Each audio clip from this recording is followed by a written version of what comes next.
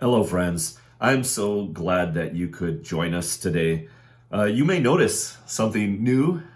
Some people say it makes me look wiser.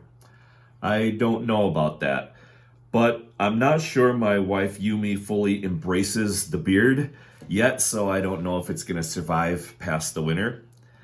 Uh, Today, I would like to share with you an article that I wrote that was published in our local newspaper last week. Maybe we can supply you with the link below, but here it is. There's my picture. Uh, I wrote this piece as a response to the really hard time that this year has been for our world and for our nation. 2020 has been difficult. It's been a doozy. People are upset, people are angry, and people are afraid. But God's way is always better, and that's what this article is about. They gave it the title, What World Needs Grace Now More Than Ever. It begins, I don't know if we are in the end times, but I do believe we are in a time that calls for radical grace. Grace will not end the pandemic, fix our economy, cause us to agree on the best political approach, or fix racial divides overnight. But it will help us to think about the needs of others, avoid bitterness and hate, and retain the bonds that bind us. There are choices before us, and if we are not guided by God's grace, we may find ourselves in dark places. These are the times that try men's souls, wrote Thomas Paine in 1776. America was born in adversity, and we have faced existential threats before, but more than at any time in my life, it feels now like we don't know what tomorrow might bring.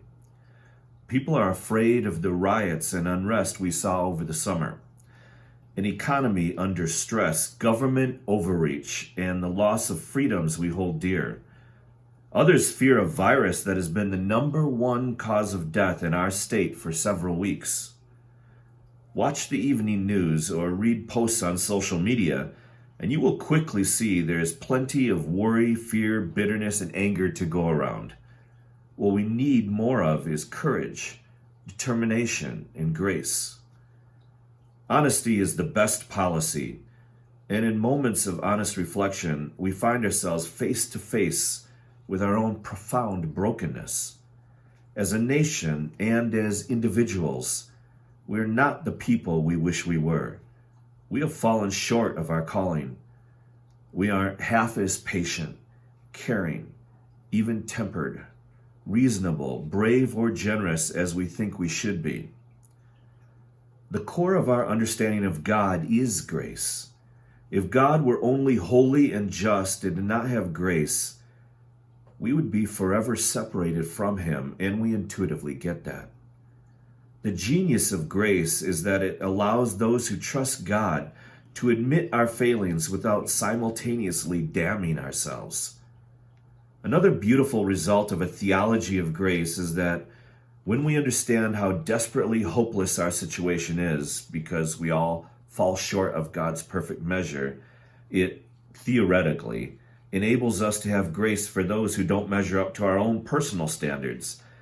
If God has shown grace to me, I should show grace to others. The fact that all theists, just like everyone else, fail to be as gracious as we should only reinforces the necessity of grace and does not diminish the beauty of the doctrine. If God loves us not because of how wonderful we are, but because of how wonderful he is, then we should learn to have grace for one another. The Apostle Paul spoke of God's grace in Romans chapter 5, verse 8, by saying, But God shows his love for us in that while we were still sinners, Christ died for us. What we learn from God's example is that grace is not meant for those we get along with. Grace is needed for those people or those times when we think people have wronged us or are in the wrong. No one needs to pray for more grace for the people who act and think the way we want them to. Grace then is the magic that keeps our marriages going year after year. that allows people to be lifelong friends, that allows churches to stay united, that keeps nations from falling asunder. It is the mechanism by which a holy God can shower his blessings on messed up people such as you and me. With the example of God's grace in mind, we should strive to be gracious to one another during these present trials. Imagine a city, a nation, a world where people are trying to outdo one another in being gracious to each other. A future of grace lies before us if we would only choose it. It is a vision so beautiful and so full of potential that we should do all we can to achieve it and never lose sight of it. Well, I hope that was a blessing. I certainly think that living a life of grace beats the alternative. I think it's hard to have grace for ourselves sometimes, and it's difficult to have grace for others when we're upset with them, when we've been hurt by them.